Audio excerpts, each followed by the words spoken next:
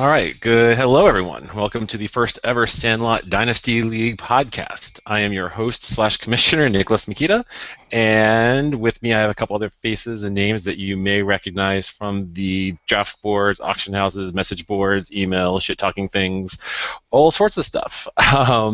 Start with, to my left, we have Chris Hillers. Chris? Hi. Hello. Yeah, so you're broadcasting from your love cave there. That's Yes, nice. That's my a good touch. magical man cave. I was gonna put up a screen, but then I had to get like the screen stuff out and sets. Like it was just too much. You should So I consider it not to. I strongly. did make my bed though, so that was good. So Good on you. I figured I had to make the resettle and make sure there was no pictures of me in the background, so Danny Grimes didn't give me shit later on. That's a little callback to a different podcast, but and then we also have with us Evan. Evan's the owner of the Buying Connery. Am I saying that right, Evan? The Buying Connery? That's completely wrong. No. I've only seen that name for the past like 8 years. You've just been you've heard too many jokes from Mike Merrill about that name. Yeah, it's like the Flying Canaries or something, right? Yeah, the Brian Connerys. Brian Connery, that's right. Flying Canaries, and I think there's a couple other iterations out there too. Yes, there are. All right, so guys, here we are. We're getting ready we're pretty much done with everything. I got a couple waiver wire things to finish Except up. for any of the fantasy football. Well, we have it all set up. I mean, the drafts are done. People know how to do their contracts. I think. And really, it's just down to setting your lineup. What do you got? What have you guys thought of this process so far? Well, and/or revising contracts per Bradford's tortoise. Well, I mean that's all part of the contract thing. You have until the second at noon, 12:01 p.m. to get your contracts in, people.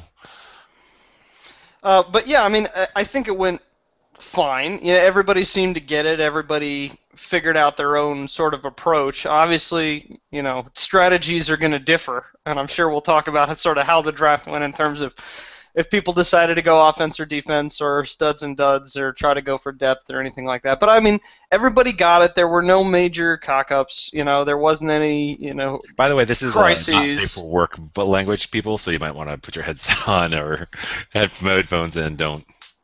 That was a generic cock, like the rooster. Okay. Not like the dick. No. good clarification there. Yeah. No, but it went fine. It was unusually smooth, actually, considering the 20 pages of bylaws that people had to sort through. Well, that's them. What about you, Evan? What have you thought so far? Well, yeah, I think some people had to change their strategy a little bit halfway through the draft. You saw a couple trades go down. Saw some people be highly active in the early stages and then kind of taper off a little bit in the middle. Or disappear Kinda entirely jump back in, for a week. You had Nick and me fighting, usually through G-Chat, about being consistent, not changing the damn rules too much. Other than that, I think it was fine. That's true. All right. Well, okay. Thanks. Do you guys have any thoughts or suggestions for next year that we might want to consider? Things that could be running a little bit differently, a little more smoothly? I had mentioned this before, but I think it would be neat if rather than having a free agency budget and a draft budget, it was all under one, and people just had to manage their money as if they just had one budget, and then there would really have to be some decisions about how much you felt like leaving. People that had less than $20 in cap room would find themselves even more at a disadvantage during the regular season, and they'd have to decide if those studs that are really worth it. So I think it's a consideration. We have to talk about phasing it in now, especially since we're doing that. We did that draft based on different rules. You can't just sort of switch changing it rules in is 1 year. tough. Yeah. It might be like you have a reduced free agent budget that everybody gets in year 2 or 3, but you also have some contribution from that free agent budget coming from your remaining cap room, something like that, some phase-in period.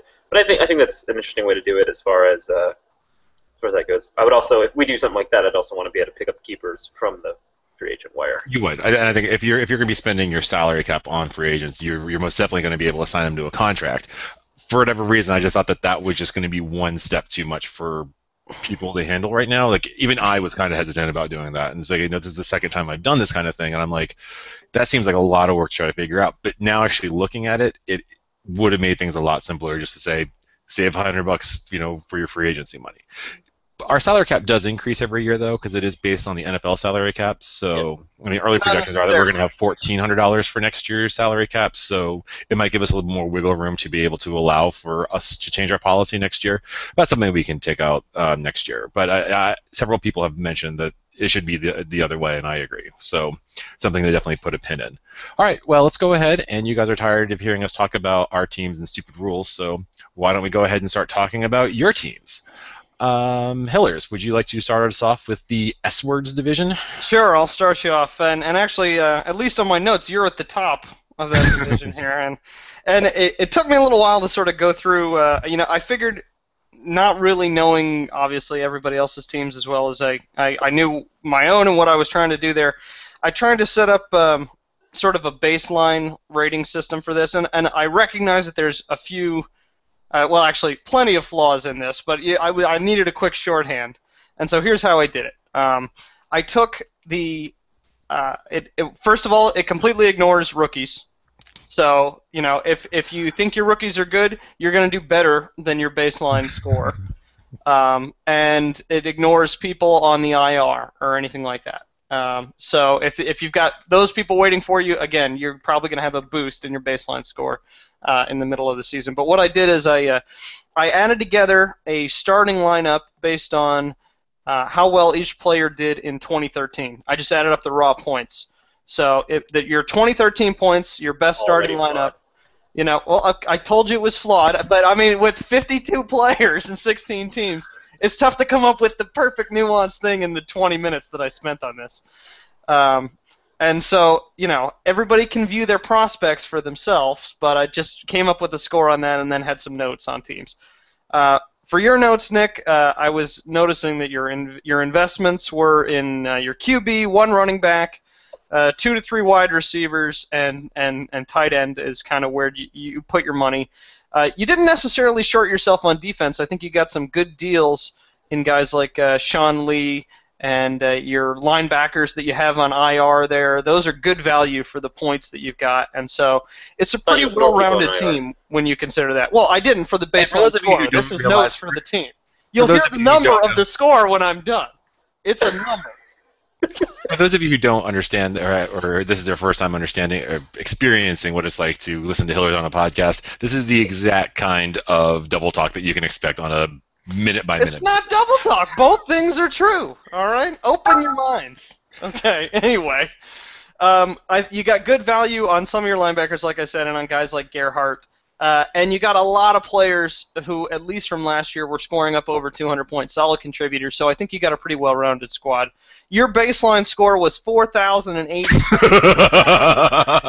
for season long. If you started that lineup, you'd have 4,087. And so, which is fairly strong. I mean, most people were up in the somewhere 36 to 42, 43 range, and not many are actually, at least in this division, we're way up over 4,000. So you're one of the stronger teams in your division, and I think you're going to be well-suited for depth without having to panic too quickly. Welcome to the Sandlot League Dynasty Cast, where the players are made up and the points don't matter. Right. Okay, what a Chubbs. I just had it as Chubbs. Here, let me see. Look up the full name here. Peterson. Chubbs Peterson. Okay, I don't know what that is. He's owned by JT, by the way. JT Phillips, who's a friend of ours through mutual friends. He's cousins of one of our friends and joined. I figure we give a little bio of these people. Yeah, if that's a joke, JT, I don't get it.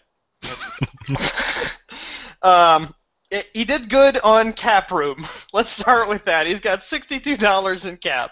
So, I think everybody wanted to leave a little more than that, but in reality, a lot of people got much less than that, so good on him for that. Aaron Rodgers and his tight ends were the only people he spent more than $100 on. And boy, did he really, really like tight ends. That's the most money spent for sure. It was the top tight end in terms of cost was Jimmy Graham at 176. So that's a lot, but for a guy over 300, it's really not as much as a comparable wide receiver. So, maybe not the worst value on that. Tons of running back speculation on this team. There's not much in terms of studs here. Maybe some good value on Gore. But basically, he's looking for something to happen there in the running back core to sort of boost this offense and make it better than it should be. He's got kind of mid-level defensive ends, mid-level cornerbacks, not really good linebackers at all. So, I mean, he's really investing in a few key positions. So he's going to need something to happen in one of those or something to boost his defense for this team to be better than it looks right now. Although I will say he's got good value on that safety, Chris Conti. Nice job on that. That's a good place to snag some money there. His baseline score might be a little low, obviously, because Gronk's score last year was probably not indicative of what he could do. But because of the rookies and the RBs, again, it might not be a whole lot higher than his base score, which is 3,646.71. So Okay. there's that team. Well, all right. Well, I mean, if that were to hold true, you'd be killing him. But I mean, you got to take into account the things that baseline score doesn't, like rookies. Right. I'm going to pause you right there. I'm going to let Evan chime in a little bit on this. Evan, what are your thoughts on his quarterback situation? I mean, he does have he is rostering 4 quarterbacks. What do you think of this team in general? Actually, I'm not going to limit to the quarterbacks because he has Aaron Rodgers. But what do you think of this team? Well, considering I haven't looked at it in any depth, I will start by saying Chris Conti is not necessarily even the starter at safety in Chicago, so Miller's reliance on value there. They have 2. There's 2 safeties. I think Harrison Smith is actually a better value, even though it's quite a bit more money at 19, considering he's easily hit 200 points if he stays healthy. Yeah, I think his linebackers are weak. His defensive ends outside of JPP are weak. And his receivers aren't that strong either. I mean, he's got Graham and Gronk, which can at least mitigate that a little bit. But at least those are my main points of references for a lot of positions. I think it's an average to below average team. I don't think it's a playoff team the way it's currently constructed. Okay. That's fair. Another quick note on this team: there are 17 players that last year scored less than 100, and that's yeah. All right. That's a little bit brittle. So. Okay. Okay. I mean, that's fair. I think that you guys both said a lot that is right, and I think that Evans, you're kind of on track with the Jimmy Graham and Gronkowski. Is that I think early in the draft when he got them, it was like, man, he got 2 tight ends, and there was 2 pools. Like there were some people thinking, I can't believe he has 2 tight ends, and then there was other people thinking, yeah, but those tight ends are Graham and Gronk. Like that's sick. Let's see how he builds off of it. And I really just don't think that he did anything to really kind of maximize that advantage. We didn't see him again for days. I mean, he has Andrew Hawkins. Like, I mean, even if you're looking at like the boom or bust guys, like the guys that you're kind of hoping that are going to come through, you have Andrew Hawkins. Robert Woods might not even have a team. Might not even make the cut at the end of the day for Buffalo. Yeah, but he's okay as a flyer. Yeah, it's his Flyers. Yeah, but the thing is that he has no meat in the wide receiver core. Yeah, his best receiver is probably a combination of either Cecil Shorts, Steve Smith, or Rod Streeter. Those That's are not where things you you want want to to say. Those 3. That's not where you want to be at all. He's chasing. He needs a lot to hit in the receiver to really maximize the value that he has out of Graham and Gronk. And right. It's not obvious how it's going to fall yet. Okay. Well, it seems like he's looking for one of those RBs to get that job next year or sometime in the future. Well, that's all right. So let's go ahead and move on to Hillary, what else do you have for us? So okay, next team up is the Bianconeri. Yeah, as good a name now as it ever was. So years before to you guys, that's the other 5 $44 left in cap, which is pretty average. The thing that Evan was doing better than I think most people in the league was making sure that his team was well-rounded and had a solid amount of depth. I don't think some teams realized what a 52-person roster really means and what 23 starters really means. I mean, if you're only starting 7 or 8 players in some 10 or 12 team league, yeah, having 1 or 2 studs is a really big deal. If you're starting 23 people and you have no depth at some of those positions and really slack off on some, you could put yourself in a really compromising position in terms of starting lineup. And Evan didn't do that. He didn't really have any huge investments. He's only got 2 players that he spent more than $100 on. One of which was Victor Cruz, which I thought was a little odd. I might have not included quarterback in that. Quarterbacks. Yeah, but I got 2 running backs and a receiver at least. Oh, it's a 2. Sorry, yeah, this is a chicken scratch. 2 running backs, yeah. But anyway, the point stands. Solid depth here. Only 8 players scored less than 100. Less than 100 last year is how I say you were getting a filler guy. A guy, unless something about that guy's situation has really changed, most of those guys are just warm bodies, and you don't have a ton of those. A little thin on some positions that you don't really rely on all that much, like DT and cornerback, but plenty of backups elsewhere. Ample cap room to work, and I think that if some of your players don't pan out, you've got enough sort of widespread investment to sort of mitigate that a little bit. Your baseline score was 4,139.84, which puts you at the top of this division, which is kind of, if I'm going to preview a little bit, I think you probably will be if the top team in this division, although I think Nick might give you a run for it. I think, looking at the team, half of you guys in this league know what it's like to play Evan, and it doesn't surprise me that this team is very methodical. This team is very methodical, and even watching him draft was very just, I know exactly how much I'm going to be spending for someone, and I'm never going to spend more than that. So whenever I would outbid him on a player, I knew that I didn't have to worry about Evan bidding on me anymore because that was the price tag of the guy, and that was Evan's value. Until I started spite bidding you. Well, spite bidding doesn't count, but I was like, if he spent $17 and I won for $18, I'm on the right track because I'm willing to spend a little bit more on some of these guys. But it's funny how just the draft plays out because you have all these high-priced guys, and then you have Pierre Garçon who goes for $91. He should have gone for more than that. I feel like that was a deal for sure. But yeah, that just comes down, and DeAndre Hopkins for $46, that was ridiculous. Michael Ford, $45. Yeah, it's. Oh, I charged you $1 for something. I had heard, Evan, that this draft process was driving you insane because you did not understand the decisions that people were making, and that this grated on you intellectually to such that you were bothered by things that you really had nothing to do with yourself in terms of your own bidding. Is that accurate?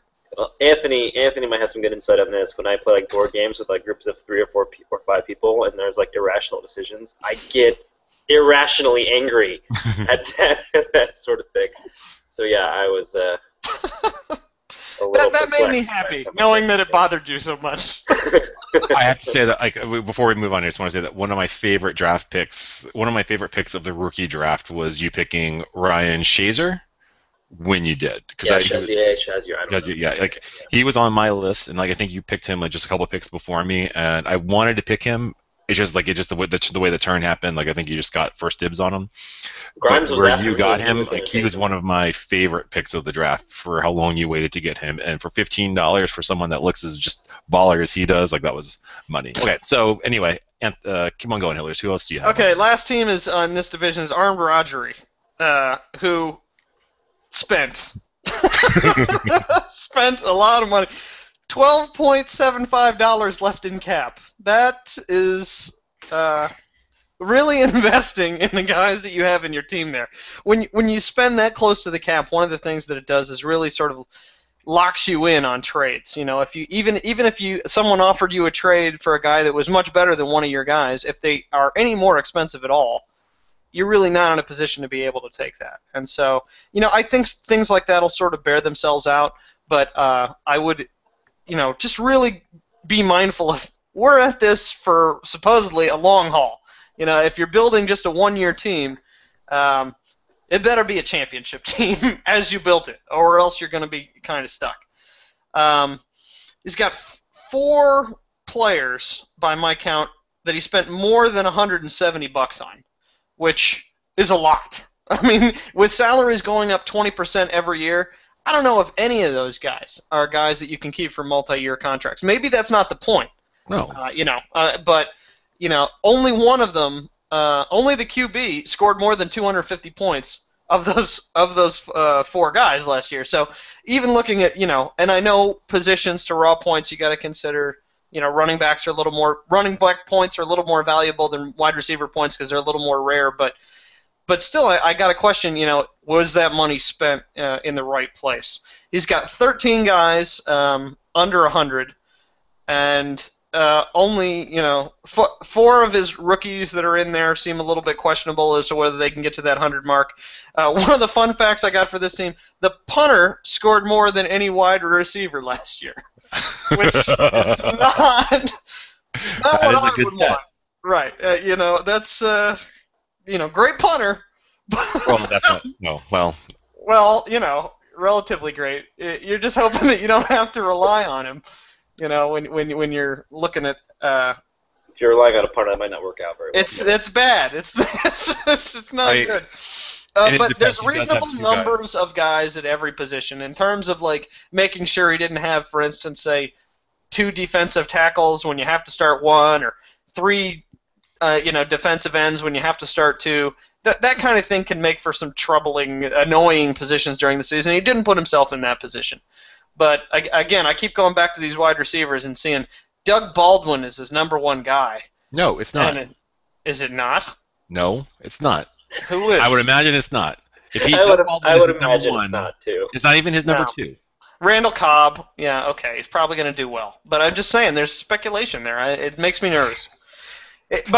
And because of that, his baseline score is low. I think, low in terms of potential, but again, this is just a high-risk roster because he's kind of pinned himself into these guys. It's going to be hard for other people to trade him for his high-value guys, and it's going to be hard for him to get other people whether he wants them or not because he doesn't have any money. But having said that, baseline score, 3,914.81. Okay.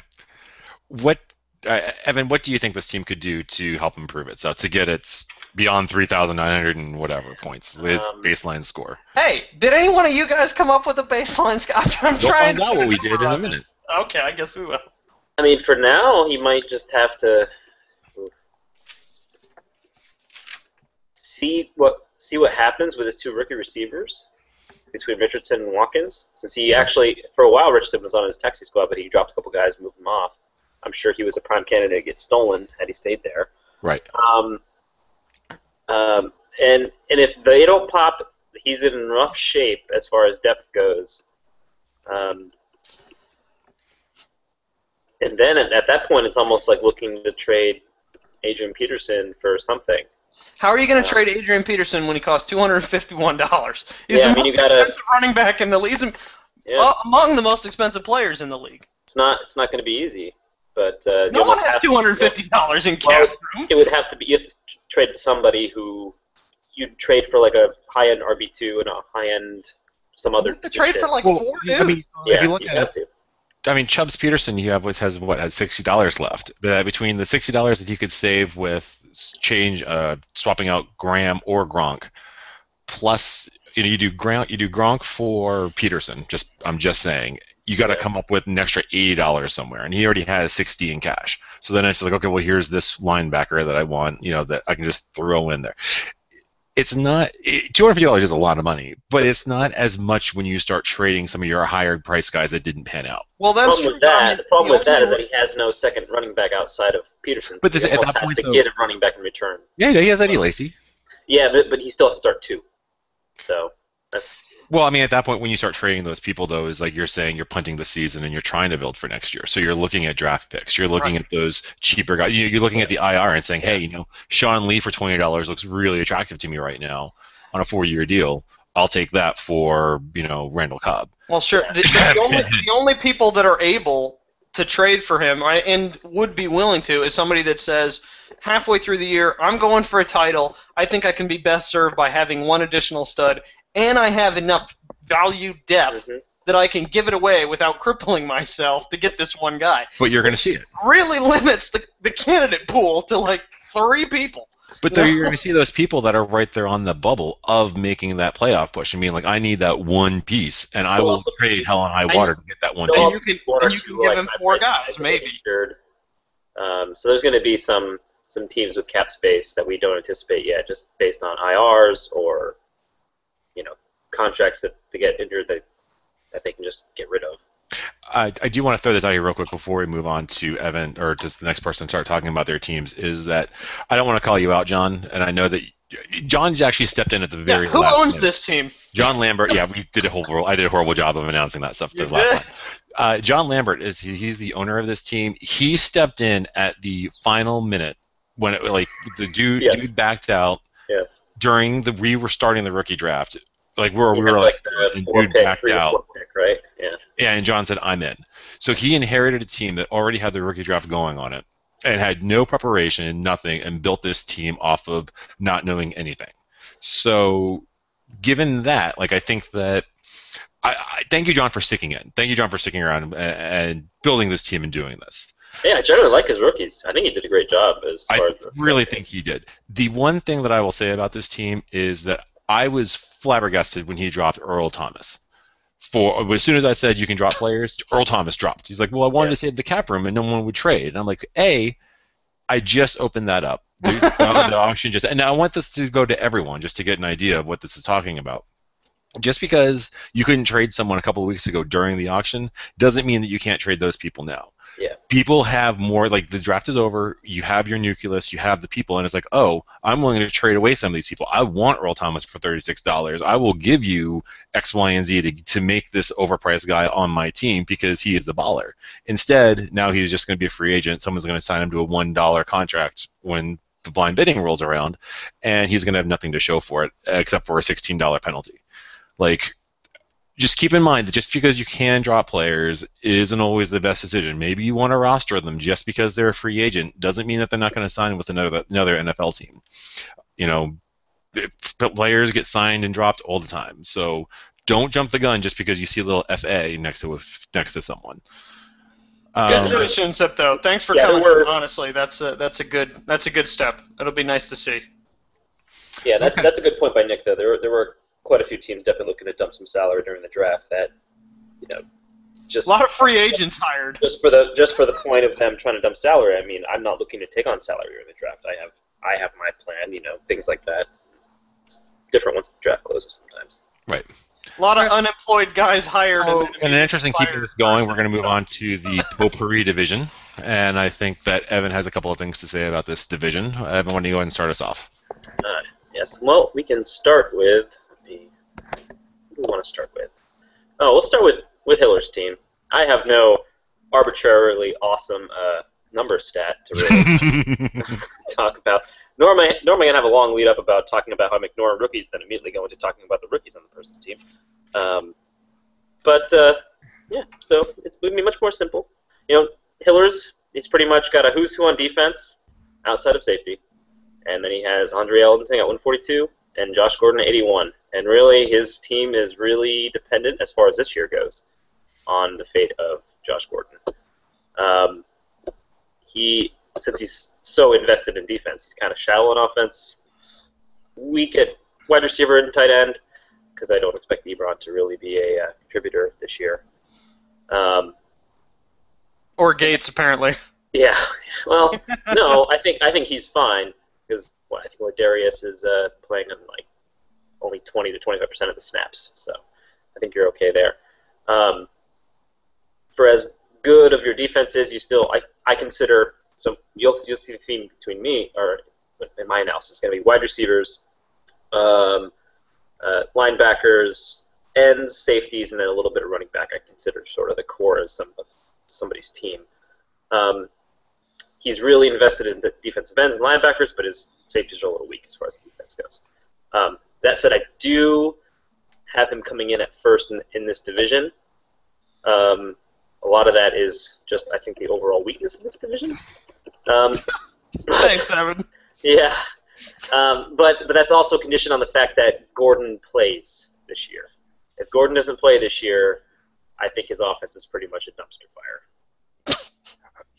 I think that he needs to change his team to the Clinton Dixon a suspended box because halfway through the draft, half of his team was suspended. At one point, Hiller said, "Man, I am so stacked at linebacker," and I looked at it, and it was like 2 guys on week 4 bye, 1 guy suspended in week 4, and he had like 1 linebacker starting, and he was talking shit about how great his linebackers were. Like, it was great. And then at one point, like it was Justin Blackman, Josh Gordon, and Jarrett Boykin were his, or it was Blackman, Gordon, and Boykin were his wide receivers. And he was like, "I'm so stacked." Like, really? Yeah, I remember. I was stacked at wide receiver. I want to clarify that. Nick, as soon as you told me about his, that whole linebacker bye week thing, immediately what we saw happening on the board was Hiller's posting linebacker after linebacker after linebacker after linebacker. It was very entertaining. That was a good point.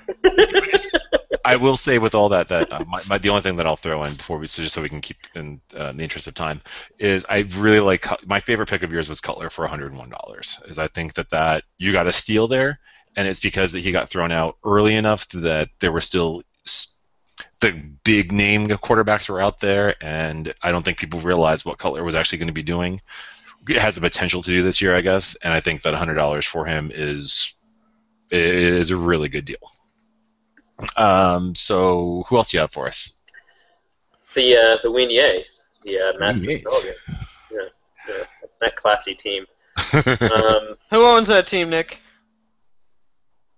Who owns that team? Oh, Andy Robinson owns that team. He is a friend of mine for a very long time, and we actually are in a couple other football leagues with him. And he is he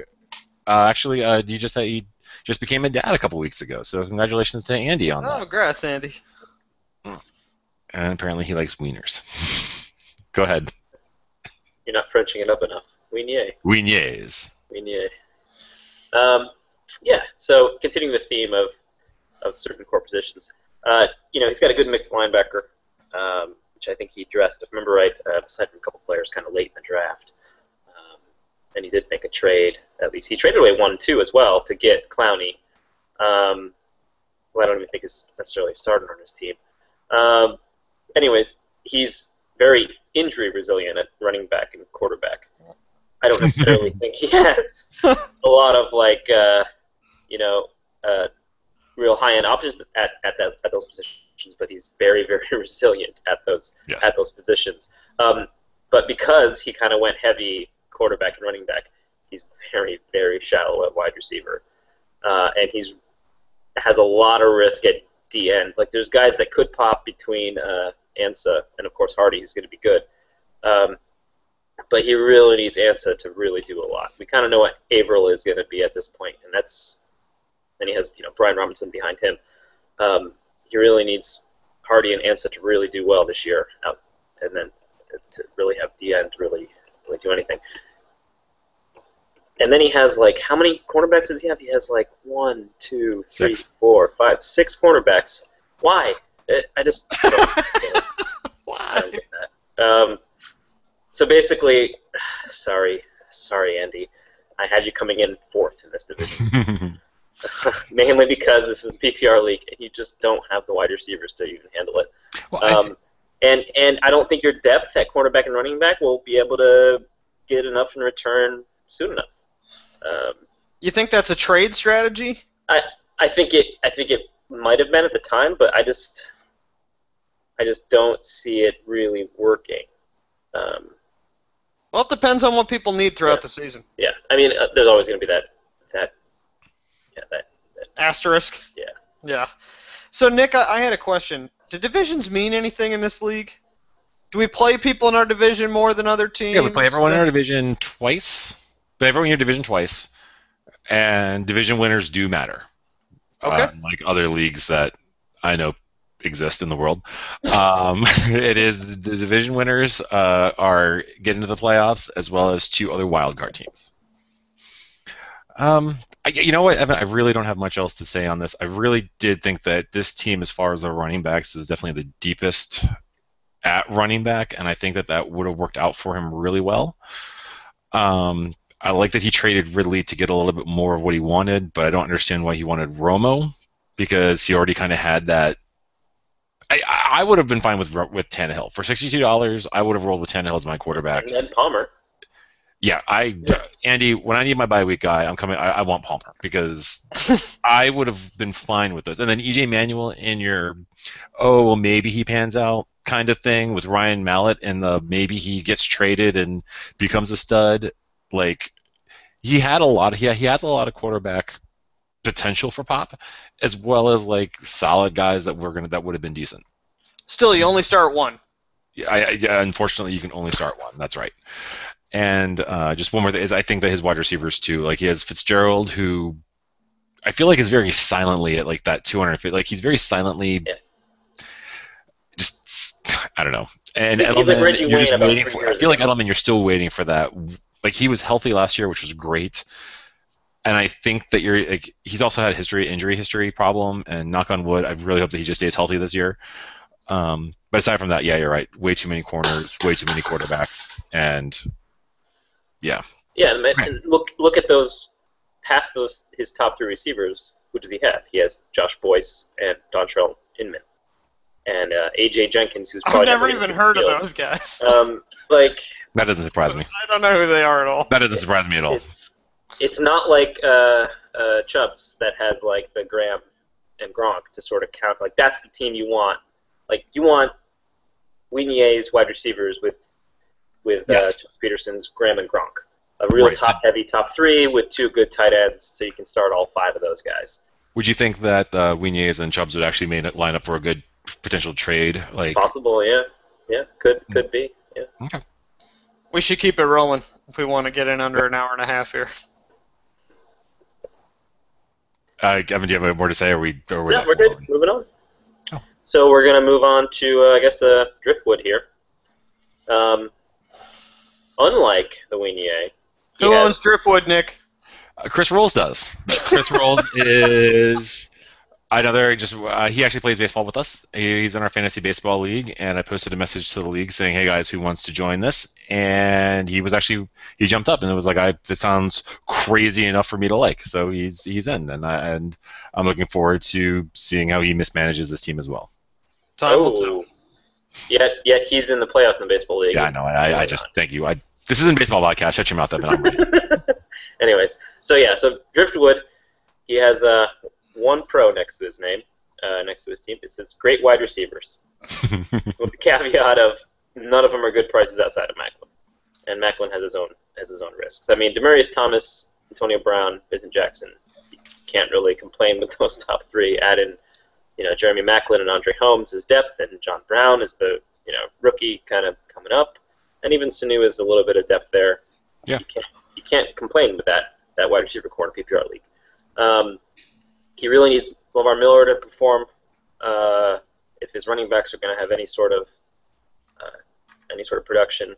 And outside of a few different starters on defense, he really needs a lot to roll his way. Just by virtue of the fact that his wide receivers are so strong, I have him coming in a little bit ahead of the Wigné's, as currently constructed in 3rd in this division. Okay. I think the one thing that I want to just throw this out there because you didn't mention it is that based on Hiller's random points giving system, his quarterbacks would have scored, or his head coaches would have scored a -8 on the Hiller's scoring system. Yeah. -8 for $9. Yeah. He paid more money than negative points his coach team had. Yeah, and I think I would actually start Gus Bradley going in. I would try to actually move one of those coaches. I would throw one of those coaches in for something. Like, I need something, and here's a head coach for you to do a head coach swap.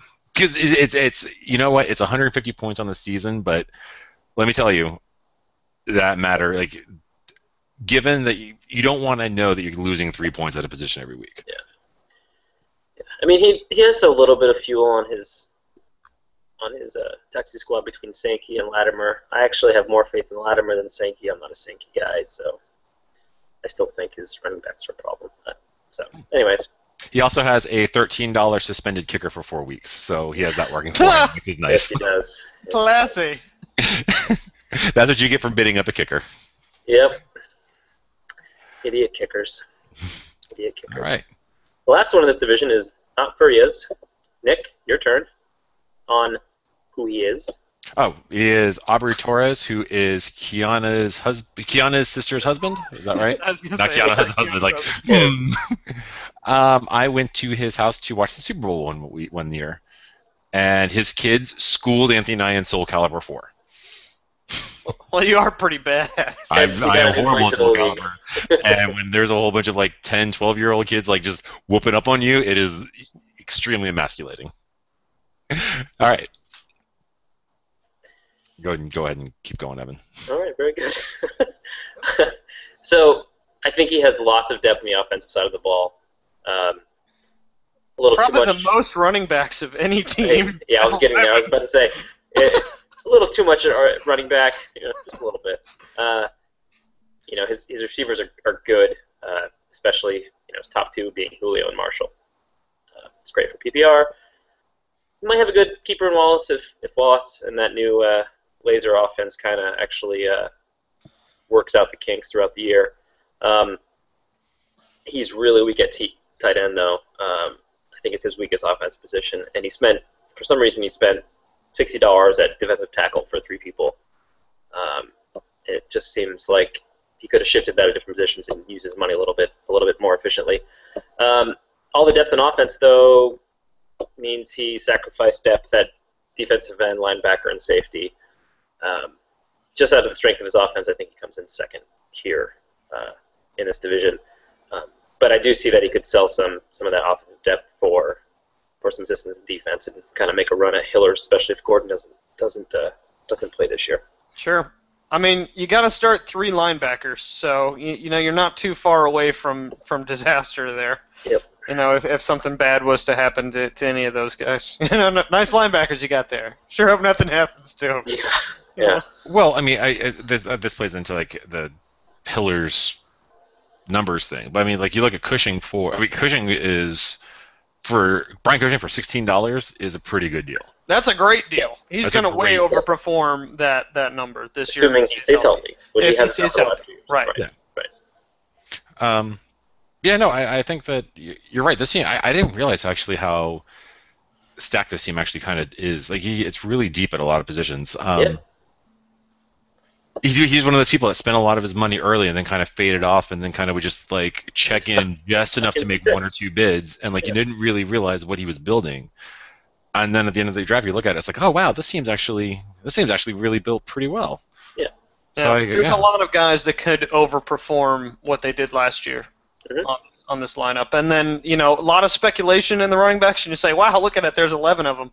But he also didn't spend more than $12 for a lot of those guys, so the risk is also pretty minimal there. So, I mean, that's where you'd end up if one of those guys panned out somehow. Like, I'm thinking Jonathan Grimes would probably be the one I would look at as a guy with opportunity this season. He's sitting on a treasure because now you've got a guy that people want that doesn't cost a ton of money. Yep. And you could keep it, you could trade it, you could do whatever. So I understand, I think, the general strategy here. Okay. Yeah, no, I don't think the team is bad at all. Like I said, second in this division with a chance to become in first if Gordon doesn't play on Hiller's team this year. All right. That's what I say. I think that leads to the Petit Déjeuner division. Dijonais. Whatever. Shut up. What was the joke on that one? I could remember with the rest of them. Oh, okay. Gotcha. All right. So Team Grimes. Apparently I got the generic name division. You guys got to change that. We have Team Grimes. There's Danny Grimes, who is also in our football league, our baseball league, and we met him through kickball. He's a pretty good guy. Pretty good. Not middling. Not take home to your parents good, but pretty good. I'm at my sayings my write up might be simpler than Evan's. I like his quarterbacks. I like that he locked up Griffin and Cousins. Just as the handcuff. I mean, no one really handcuffs your quarterbacks. And if Locker can stay healthy, I really like Locker this year, and I really like Smith for $16 as maybe a potential long-term guy. So I think that with the right kind of contract situation and the right kind of injury, I don't want to say injuries, but if someone else is looking for a quarterback sometime in the next couple of weeks, I think that Grimes has the right combination of cheap quarterbacks that could be potentially assigned for a long time on his team. I think it's a very average team. I didn't think he's really strong in any one area, but I don't think he's particularly weak in any one area. And the players on his team that I really like are, I like Rashad Jennings. To clarify, it's when I say that I like a player, it's not. It's more of a I like him for the price that you got him. It's obviously I'm going to like value. I'm going to like Adrian Peterson and AJ Green and does but those guys are going well beyond whatever their price tag is. So I like Jennings. I like Turbin, especially like on a longer term contract. I like Cunningham. I think Benny Cunningham actually. I'm not a big Zach Stacy believer, and I think that with his injury to Sam Bradford, that they're going to need to go to a committee a lot more because Stacy's just going to get burned out a lot faster. So I think that having Cunningham in the mix is going to be good for him. I like Ladarius Green, and I like Ladarius Green on the offensive side of the ball, and on defense, Posludzki for $84. I mean, it's almost 300 points for less than $100. I don't care how you cut it. That's a good deal. Quick fun fact on this team: Grimes possesses a tie for the highest paid linebacker, but Levante David and Paul Posluszny. What was that? The $84 was the highest anyone. No, paid I heard that for part. linebacker. What was the name? Okay. Yeah, but not that they're bad. I mean, both those guys are up near 300 points for I under also 100 like Andre bucks. Roberts I also like Andre Roberts, but I also really liked him when he was in Arizona. I think D'Angelo Hall he was the number one corner last year, and I think that getting the number one corner for $23 is actually a pretty good deal. Yeah, I think because he's not going to go down. Like, I think that the reason why he's the number one corner is because he's bad, and he's the number one corner on a team, and teams are going to throw to him, and he's going to have to make those tackles. So I think that that's a really good deal on that. I don't buy the Terrence Williams hype for $100, but that's me. He was also like one of the first running or wide receivers to get posted. Right, so and I understand that, but I was just I mean, that's my I don't like because I had to find one, and if I had to find one, it would have been Terrence Williams. But I understood why, and there is kind of that preseason hype on him, so I get it. Is anyone you guys want to throw anything out there about him? No, I mean, I agree with your assessment. I mean, it's a there's good, capable starters and not a huge lack of depth, but nothing about it is really blowing me away. And I don't know if I agree with your quarterback assessment. I think the best thing that could happen for this team is for Kirk Cousins to be declared the new starter of the Redskins. And without that, I don't see anybody leaping over themselves to pick up Geno Smith or Jake Locker. I think that I fall in Nick's camp as far as quarterbacks go. He's actually like one or two teams that I've looked at and been like, okay, I can maybe try to get my backup quarterback since Sam Bradford's gone. In my bye week, as a team that doesn't have a lot of necessarily depth at defense, which I tend to have. So yeah. So what are you going to trade for Geno Smith? Between between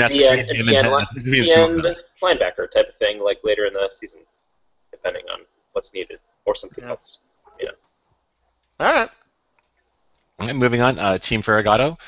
He is a friend of mine who I met through my lovely girlfriend McLean. I had to throw that out there. Did you? Is she right off screen? I had to because one of her best friends is in the league too. So and her sister's in it too. But I don't want to cut her short either. I actually really, really like this team too. I think that he ultimately ended up giving up a lot of his offensive money in favor of defense, but I don't think he actually gave up too much offense to be able to get that. He has a couple of questions in the running back and the wide receiver position, mainly the wide receiver, especially with Welker now already having a concussion. I'm really hesitant to see what that's going to happen. But I said this last year. Welker is one of those guys that always goes for way less than what his actual value is. Have you guys kind of seen that? Like, he always scores a lot more points than what people actually spend on him. Wasn't he like a second or third round pick last year? I feel like he always goes for like $25 in a 200-point league or $200 league. He went for under 100 in this kind of league. But there's no reason for it. Like his price tag should be in the 120, 130 range because Why? of what he Because does. he's going to get hurt. In a PPR league, and maybe it is his injuries. Maybe it is his injury history. $92 for 222 points. It's a 33-year-old guy with concussion histories. I mean, yeah, if not a little expensive. Okay. I'm just okay. Patriot lover. That's what we're talking about. I personally am not on the Zach Stacy bandwagon, but I get it. I see why people are. So I like him. He has Trent Richardson, again, another player that. Can I interject? Whoa! Who is this? What's going on? We had a Zach Stacy comment. You mentioned you didn't like Zach Stacy because you feel like with Sam Bradford hurt, they're going to have to go to a committee. I'd like to remind you that Sam Bradford didn't play a whole lot last year either. I'm sorry. Who is this? Who is this scruffy-looking man that's joined our podcast? Mountain Joe. I'm just This is Mountain Joe. This is everyone. This is Michael Merrill. He is our proxy player. If there is ever anyone that needs to have a draft done for them, whether it be auction or rookie draft or just some kind of something done with their team, Michael Merrill is going to be our unofficial member that will be the unbiased person to resolve an issue and to jump in at the last minute and take over a team. And he loves Zach Stacy. Donations. You have been warned. Donations can be sent to mmerrill at. No, I'm just kidding. Okay, I'm going to mute you now. You can leave. All right.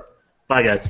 Bye. I was going to eject him, but I didn't know if that was going to crash the system, and I didn't really want to do that. So it's very delicate.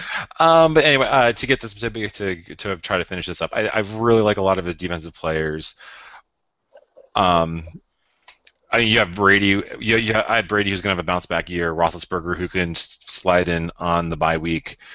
Good trade piece there at 52. Roddy White, where if he's healthy, with Miles Austin as the. No, I can't even pretend to say that. Never mind. Ample safeties and cornerbacks. Yeah, well, it does have Bacardi Rambo. And defensive tackles. He's got. When someone's going to need some of the players, a lot of teams have like 2 or 3 of them. They are. He'll be able to wheel and deal some of those guys, maybe. I don't know. I think quarterback is one of those positions you can probably stream. There's still a lot of starters still on the wire. Yeah, probably. Yeah. Just saying. Trying to say something nice. Yeah, and that's about it. And there's actually no player on this team that I didn't like. Like I thought that he paid the right amount for everyone on his team. Okay, yeah. You guys, I think that we've had enough with that. Gospel according to Matthews. Unless you guys have something else to say. Move on. Go on. Good. Gospel according to Matthews, who is owned by Deb Weigel, who is the aforementioned McLean Robbins, is one of McLean's best friends. Owner of the Gospel according to Matthews. This team. Good team name. What? Good team name. Yeah, it is. I think it is. Really, I think it's second best team name in the league. Clinton Dix in a box is my favorite. Thank you. I guess I didn't want to leave you hanging there, Hillers. Appreciate that. You know what? Oh, the cheap puns at Hillers. This team, the moment that she took the first pick of the rookie draft, I was like, man, licking my chops, cannot wait to play because I am going to crush her. I was like, this is why you let girls into a fantasy league because you can just beat them. As the season went on, as the draft went on, I started to think about it more, and I kind of liked her pick of Khalil Mack more and more and more and more. And then she started drafting, and she pays $242 for Peyton Manning, and she starts just shelling out all this money for all these players. And I'm like, man, she has no idea what she's doing. She has actually turned this into a pretty good team. I will, and to go back to the Khalil Mack thing before I get too far distracted, I would actually I would take a Khalil Mack versus Sammy Watkins board bet that says Sammy Watkins scores more points Khalil Mack scores more points than Sammy Watkins this year. So I think that, and I think over I would take this bet over a several year period that Mack is actually the better investment for her than Sammy Watkins would be. So I think that she may have reached a little bit early for him, but I think that points wise that she made the better end of the deal. The only I would take that bet, but I'm morally opposed to things called board bets. Of course you From are. where they're coming from. Yeah. Morally Yes, opposed. no, you are. Snoot. Hey, No, I just at $60. He's going to have to be good, to justify that for a linebacker. That's nearer to the high end of linebacker than $60 for a receiver is to the high end of receiver. That's the only qualm I have with that. Yep, I agree completely, Hillers. Wow. Okay, but she did make a trade that, while I don't agree with everything that was involved in the trade to get rid of Marshawn Lynch and one of her. Do you guys remember offhand what tight end it was? Because I don't. Julius Thomas? Or did she trade? She traded away one to get Julius Thomas. But she had the cap room, and I think that was actually a really good move on her part, is that she had the cap room to be able to take on McCoy and Thomas, and while I'm not a believer in Thomas, I understand that people are. I actually liked it. I really liked that move that she made. I think that it really helped to round out this team.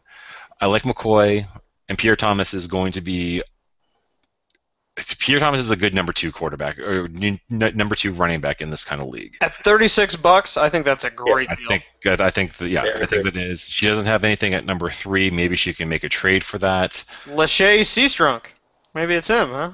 Maybe. Yeah, but there's lots of teams that don't have a third running back. Really. Yes, there are. That's got to be the worst name in the league, by the way. Lachey Seastrunk. that's rough. I like Reggie Wayne for $39. Bolden, I'm okay with for $96 because I paid that much for him. Paid for that, yeah. And I actually like Devin Hester for $3 is actually just. Throw on a wall, see what sticks. It is, but it's one of those guys that his 124 points comes from kick returns and punt returns. You want to start of 4 wide receivers. You're like, I really don't know who to start. I'm going to start Devin Hester, and I know that I'm going to get at least 4 points because he's going to catch punts, he's going to get kick returns, and he's going to get yards after the catch. So I think you're leaving out Golden Tate, though. I think that's the best receiver on this core. He did really well last year in this format for $51, and there's no reason he shouldn't do way better in Detroit. So. Right. Yeah, he's my highest ranked receiver on this group. Okay. Like I said, Julius Thomas, it's personal preference. Pettigrew, unfortunately, you got Ertz coming in to eat up some of his carries. Defensively, I mean, in general, I think that this team's actually pretty solid. I actually kind of have this team as a bubble wildcard team. That seems reasonable. I don't think it's a bad team at all. I think because assuming injuries don't come down and bite her hard, she has the starters to be able to compete. And I mean, let's go ahead and give it. She has Peyton Manning, who's going to make up for some of these. She's going to make up. That's going to make up for some of these holes that she has. If you're going to pay for the highest paid quarterback, that's the guy to buy. It is, and she has Alex Smith to step in, who off the top of my head I don't know, but he's underrated. I think he's perfectly fine as a backup for Peyton Manning. Yes, and I think that that's actually the big thing about this team is that any kind of glaring hole this team has, Peyton Manning is going to make up for it. So I'm really excited to see how Deb's going to turn this team into. Yeah, no, I think all the starting lineup is fairly solid all the way down. If I was to pick,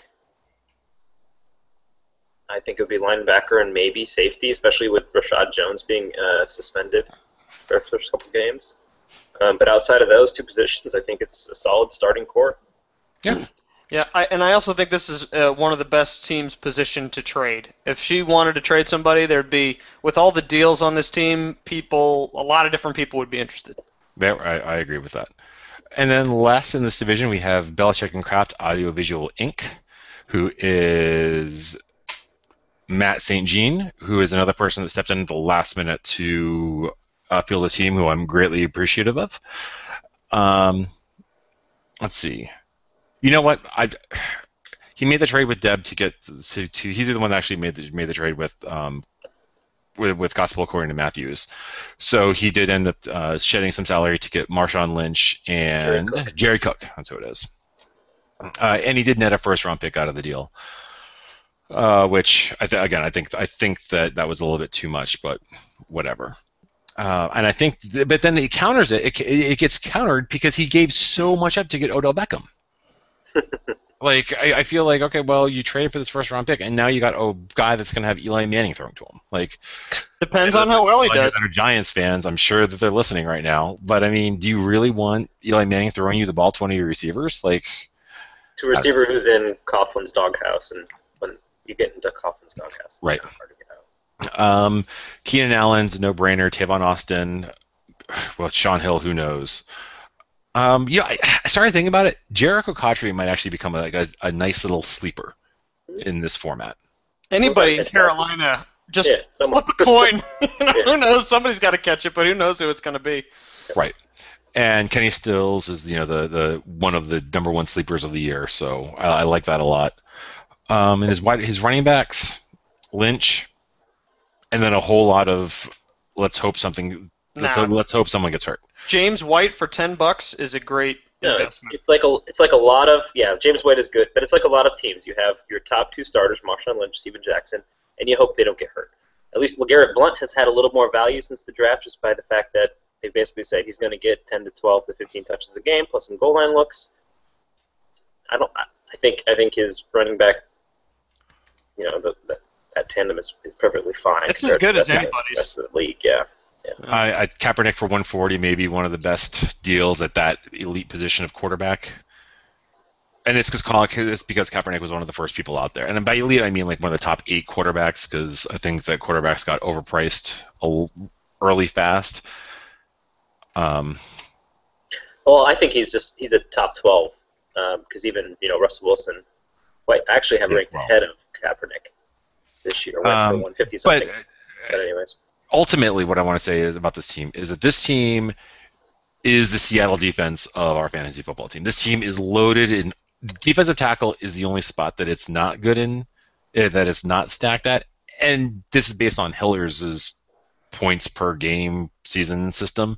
But for Vince Wilfork to only have $13 or 13 points is that's because he tore his Achilles last year. But I mean, this team is just absolutely loaded in defense. I feel like. Do you guys disagree with that? Well, I like mine better, but I agree. Yeah, I would say Hiller's is better, aside from that whole Week 4 thing. But I think it's a very good defense. I think that this team's actually going. It is a very good defense. I feel like top to bottom, this defense is probably the best defense in the league. At least our site, by the way, is projecting Kaepernick as the 20th best quarterback. For whatever you want to make of that. Yeah. Oh. Manning, Breeze, Stafford, Ryan, Brady, Luck, Palmer, Cutler, Rodgers, Don't need to read Romo. all of them. I'm just saying, these are all guys that I think it's reasonable to expect to do. Evan, we let him go way too long on that list. to do better. You've been rambling for like a half hour. I'm just saying, there's other guys. Kaepernick is a top 12 to finish this off real quick, I just want to say that his wide receiving core. So to go back to his wide receiving core is that he is loaded with number 3 and number 4 wide receivers. He has Keenan Allen, but then it's a whole bunch of flyers. He did buy some volume though to actually try to make sure a couple pop. Yeah. The only one I disagree with is Denarius Moore, who probably isn't going to see the field this year. Okay. And I think that's all I have to say. That is all I have to say about this team. Yep. For right now. Okay, so everyone, I hope you guys are taking notes because now we're going to move on to our predictions for the season. Nope, we have one more. We got a whole nother division. That's what I'm saying. We did. I'm sorry, I cut out a quarter of the league. All right, now we're going to do. Damn it! A lot of teams. Oh, this is going forever. Yes, 45 minutes. That was his projection, by the way, for anyone still listening to this. Because we would be done in 45 minutes. Pipe dream. Yes, it was. Wow. Man, these leagues are. Who organized this thing? This is ridiculous. Who wants to play in a kind of league like this? All right, let's go ahead and start. Now we are in the final division, which is the Penn is Mightiers. We're going to go ahead and start with Sharkquake. Let's see. Who should talk about Sharkquake? Hillers. Why don't you lead us off? Could be anybody. Well, first of all, let me say I was wrong, and Calvin Pryor is not the highest paid safety in the league. Just to start off with that, not the highest paid safety. Let me just get that clear. Having said that, wait, who is? Well, Eric Weddle. Oh. There's a 40 guy in there. Barry Church. No, it's Barry Church. Eric Weddle is 41. On Grimes. Oh, I should have known that. Eric Weddle is $41. Grimes has him. Barry Church. Now this is really good broadcasting right here. 40. Oh, 40. Never mind. You're right.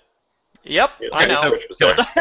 Having said that, though, Sharkquake does have the highest paid player at 3 positions. Wide receiver. Well, that's got to work out for her, right? Defensive I mean, she's the highest paid tackle player at 3 positions. and cornerback. Thrill Revis Island. Not that any of those guys are bad. I'm just it does kind of tell the story a little bit of this team, which is studs and duds. I mean, there's major investment in a few players. You got 4 guys being paid over 150, which is a lot. And just to say the same things as we've said before about other guys like that, it really does sort of limit your contract options and things like that. Having said that, they're good people. I don't know about C.J. Spiller at 175. Having had him on a team last year and watch him go bust, I was gun shy. Now, if he comes back, to his previous form, that might well be justified. But I'm tempted to say she overpaid. 150 for Foster, however, might be right, unless you're a little gun shy about his injury. It's just they seem a little bit risky for that kind of money. The receivers that she spent money on, unassailable. Calvin Johnson and A.J. Green are 2 of the guys that you would definitely want, on your team this year, and Eric Decker is good too. Having said that, past those 3 guys, you have to start 3 wide receivers. Anything happens to those 3, things start to look bad really fast. Yeah, or even a bye week, right? It puts you in a tough position, and there's not going to be a lot of flex players available coming out of her wide receiver slot. Tough news about Ben-Jarvis Green-Ellis. I was hearing that he might even be cut. So, it's depth issues, DT, defensive end, it's all the same story. There's just barely starters, and then you really got to start scraping just after that. So it's kind of a brittle squad. Having said that, the starters are really strong. So, it was a little bit questionable. Okay, I will leave aside whether Calvin Pryor is an adequate first-round pick, but to trade so many picks in the future, she's really going to be relying on free agency at least next year, and so I think you're going to see almost an entirely different team. I'm seeing a lot of one-year contracts here. I suspect it's probably because she hasn't taken a look and done her contract lengths yet, but it shouldn't change too much because otherwise this team's going to be bankrupt. So it's a win this year kind of team. So we'll see how it pans out. Dr. Hiller says go ahead and talk about this team. This is Haley Robbins, which is McLean's sister. So we're gonna go ahead and no, that's fine. You can say whatever you're gonna say. No, but no. By the way, you seem lovely, and friendliness. You keep saying, you say that it's obviously it's stars and duds. But what do you think about our quarterback situation, Evan? Well, I would prefer not to have to start Eli Manning week 1. Or 2. Or 3. Or 4 through 7. Or until, Carson Palmer retires, and you can maybe start Logan Thomas. But she didn't really have much of a choice. She spent so much money so fast on a couple of those, Calvin Johnson and A.J. Green and Eric Decker. It's kind of a byproduct of her kind of putting a giant bullseye in certain players and putting crazy high, proxy bids on some of those guys. Like, it was obvious that she had targets on certain players and she was bidding them and making sure she got them. And it probably cost her probably $100 to $200 throughout the draft, I would say. Just be ballparking it, but that adds up, and that adds up. Well, I mean, it's when you start really washing that over your starting squad and figuring in the type of players you could have upgraded from. By the way, baseline score 37-38. Thank you. Well, she does have 3 kickers on her team, so maybe she can move one of them. Yeah. Because there are actually some people that only have 1 kicker. If Foster and C.J. Spiller both perform like RB1, she looks a lot better. It looks a lot better. I mean, she has Jeremy Hill, who's depending on what Cincinnati. Yeah, I don't think the BJG thing. It's like one of those 2 will end up being the guy there, and she'll get some production out of him to at least start. I think that if flex at some point. Sure.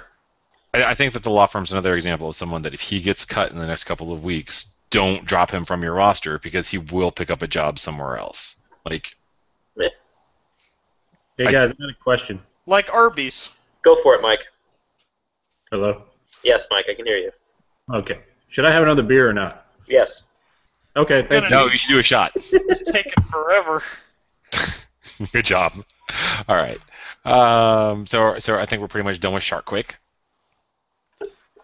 I love you, Yes. Sharkquake. Unless, Haley, do you have something else to say? No? Okay, good. Gamblers, Stephen McKetta. Oh, I know this guy. All right, Fred, this is my brother for anyone who didn't make the connection. This is a team that before he made that trade with the Winiers, I actually had this I was telling Evan this, a 2-12 team, I think, because I think we would play 14 games in the regular season. Jeez. It was a 2-14 team that was just going to go nowhere fast. And then he made this trade, and it suddenly kind of propelled this team to a 7-9, a 6-8 team. Yeah, just below 500. I think this team could be just below 500, maybe 500 with the right other kind of moves. I really like that trade that he made. He has way too many good quarterbacks. He overspent on quarterbacks more than anything that I can think of. Let's see. And he was still picking me up on Matt Ryan. Yeah.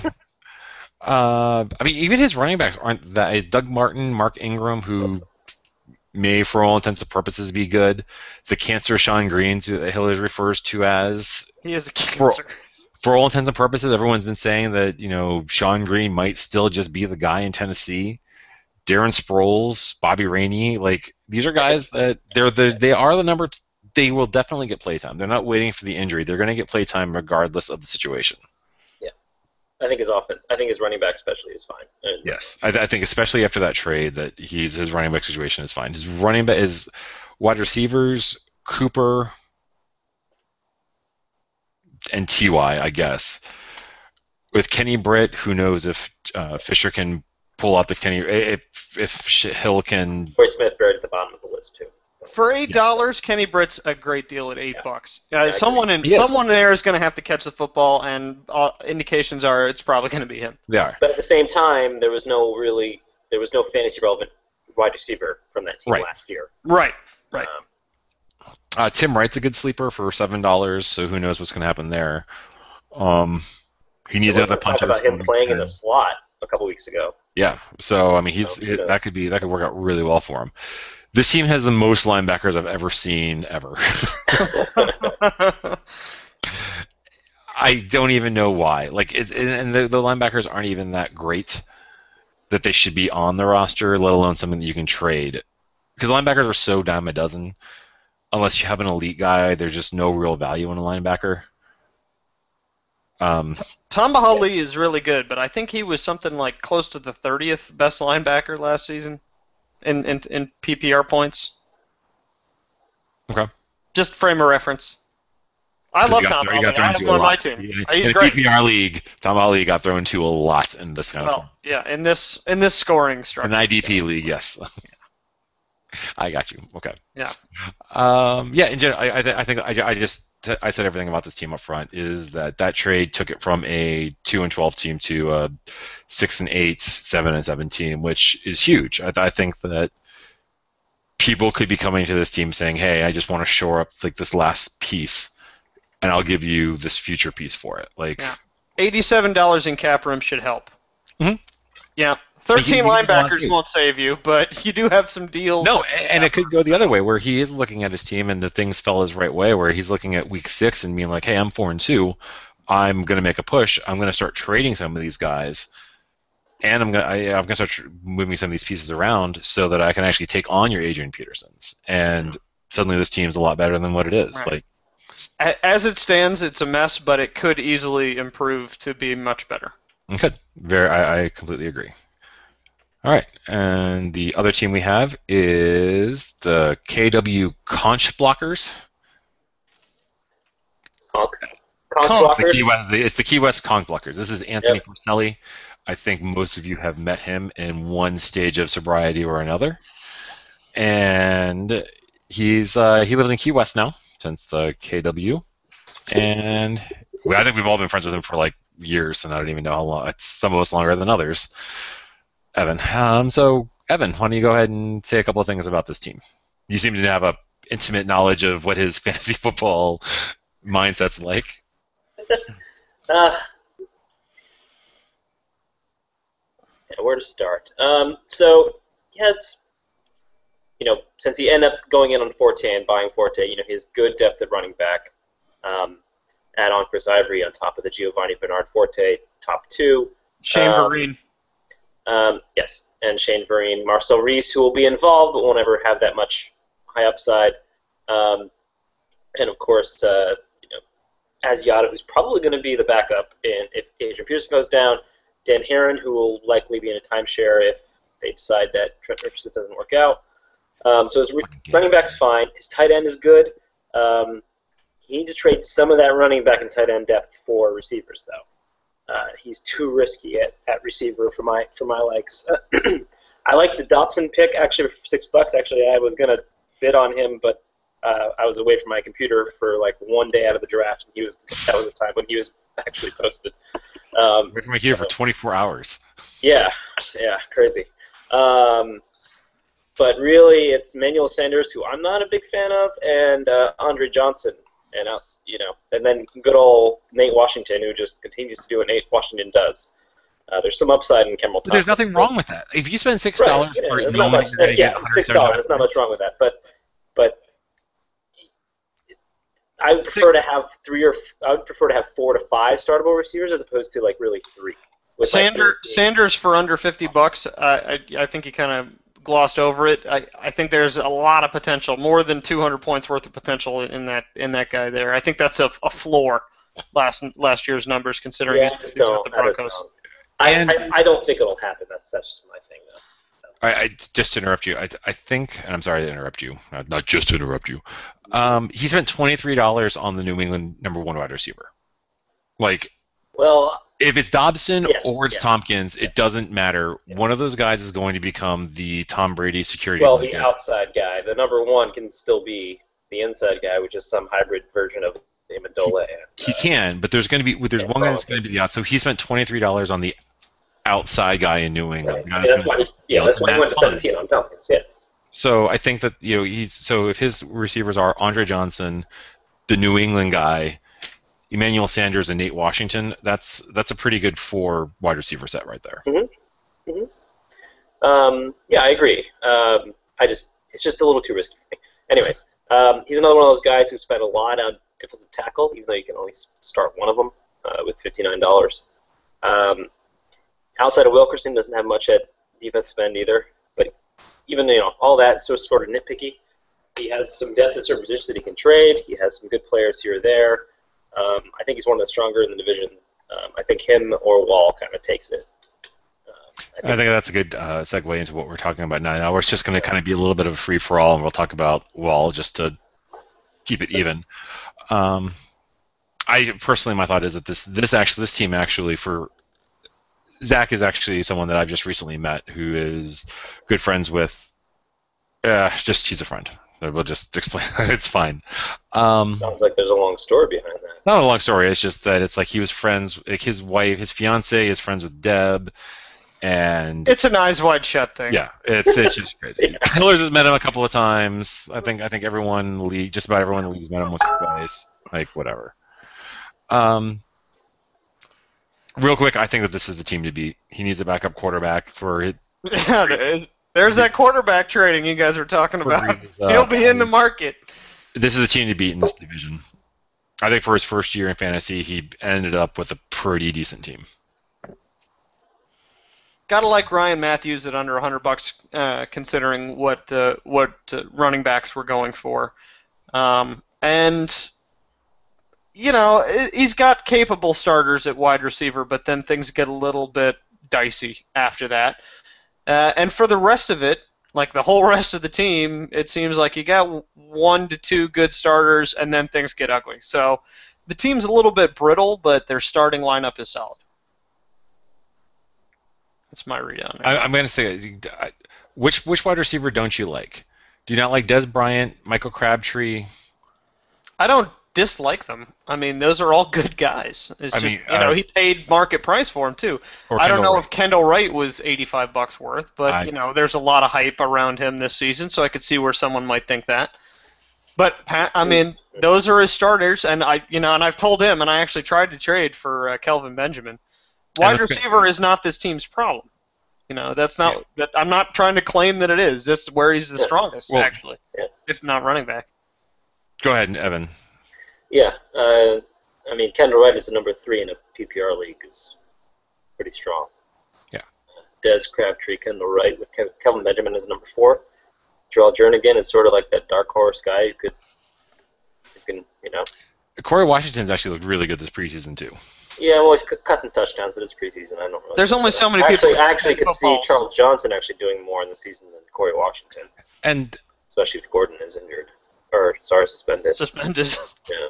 Jamal Charles, Ryan Matthews. Yeah.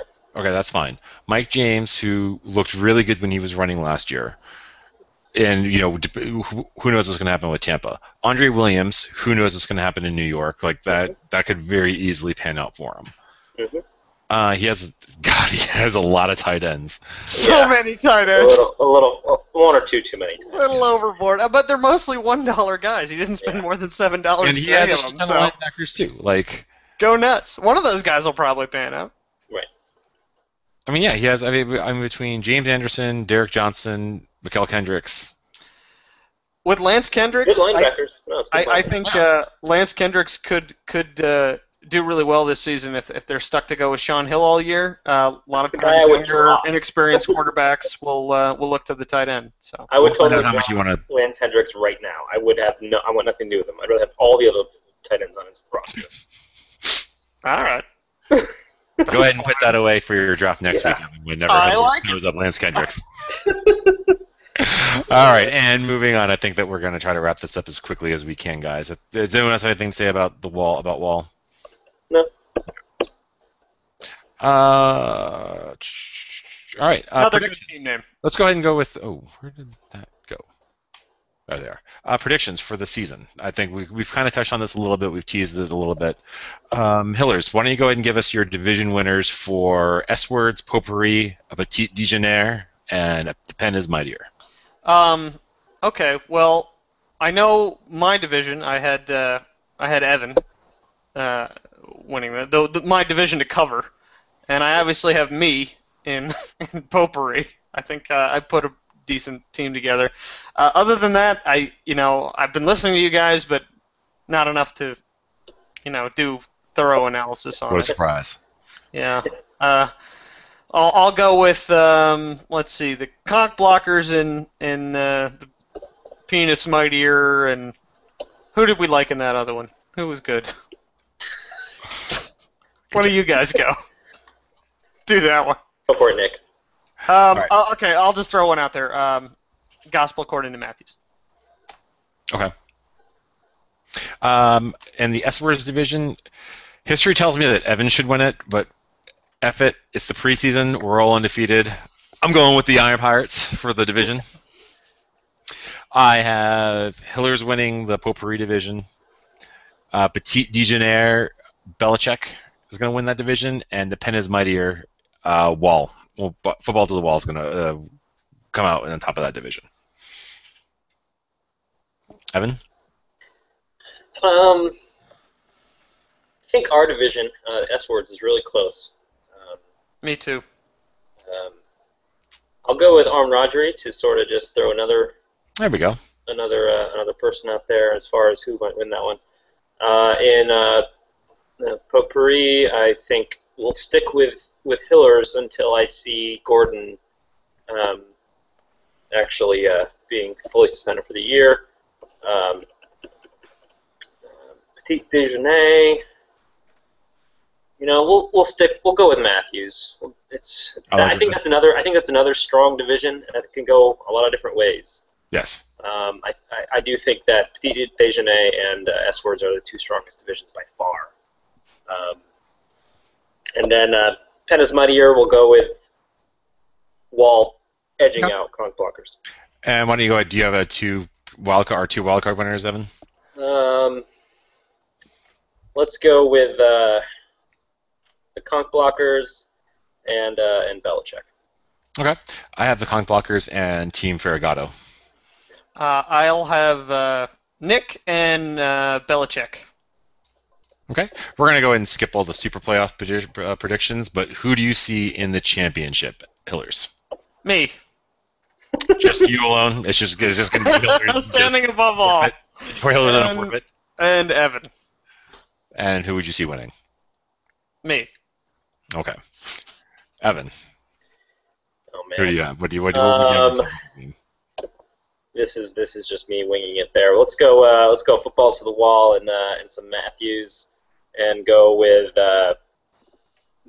Manning making it. All right. Yeah, let's do it. He's got to win a Super Bowl sometime. Yep. He's already won one. I know. Don't He's hold me already to won those one. predictions. Already won one. I got it. So maybe don't hold me to those predictions. Those are. I'm actually kind of with you, Evan. I like Wall in the championship game for his first year because that's how fantasy karma works. It's going to be him and Belichick in it, and Wall's actually going to end up winning the whole thing. Very good. All right, now let's go ahead and get to the Week 1 predictions. I'll go ahead and name off the names of the teams that are playing so you guys don't have to look it up. We'll say this, and then we'll go ahead and close out. So, Evan, Chubbs Peterson versus Iron Pirates Miscreant Crew. Who you got? Well, if Gronk plays, it's going to be close. I assume Gronk will play because there's no reason that he won't. Yeah, I'm going to lean Iron Pirates. Pirates. I got me too. Sweep it. Armed Rodgery versus Buying Canary. Hillers. Armed Rodgery. I'm gonna take Buying Connery. I'm gonna alternate the pronunciation every time just because. Evan. I'm going to lean me. I think it's close though. Weenyays, the Master of Elegance versus Clinton Dix in a box. Evan. So we've went to my 3 that I've marked as being close, and I think Hillers by a touch. I have Clinton Dix in a box as well. Hillers. I'm tempted to go Weenyay just because I have so many suspended and hurt players. I take my team a while to warm up. Not for ya versus Driftwood. I'm gonna take Not for ya. Hillers. Same. Not for you. Same. Sweep it. Forgato versus Grimes. You guys Grimes. really need to come up with a better team name, by the way. Stop being so generic. Grimes. Grimes. I'm going to take the other one. Belichick versus Gospel. Gospel. Belichick. I'm taking Gospel in an upset. I think that I agree with you, Hillers. Gamblers versus Belichick on this Sharkquake. one. Oof. Gamblers. Gamblers. Sharkquake. Oh, look at favorite that. team. Look at that, Haley. And I'm going to take the Gamblers as well. And Footballs to the Wall versus Key West Conch Blockers. Even though I have Wall taking the division, I have the conch blockers taking this matchup. There we go. I got Likewise. Conch blockers for the win. Wall. All right, I got Wall. All right, guys, that about does it for our podcast. I hope you guys liked it and at least stayed awake throughout the whole thing and were able to listen to it without having to press the mute button and have your boss walk by or say anything. If you guys have any questions, comments, feel free to keep them to yourselves because we're going to do this our style. Mike, sign in and let us know if you got that other beer. Me? No, Mike. Mike, oh. Yeah. If we have anyone else listening that wants to chime in with what they're drinking, now would be the time to do it because I'm going to be ending this broadcast very soon. All right, fuck it, we're out. All right, guys. Go ahead and sign off for yourselves. Evan? Well, we'll see you all digitally. Hope I beat you all. Hillers? Yep. Good luck. All right, See guys. you on Sunday. Deuces. See you when we see you.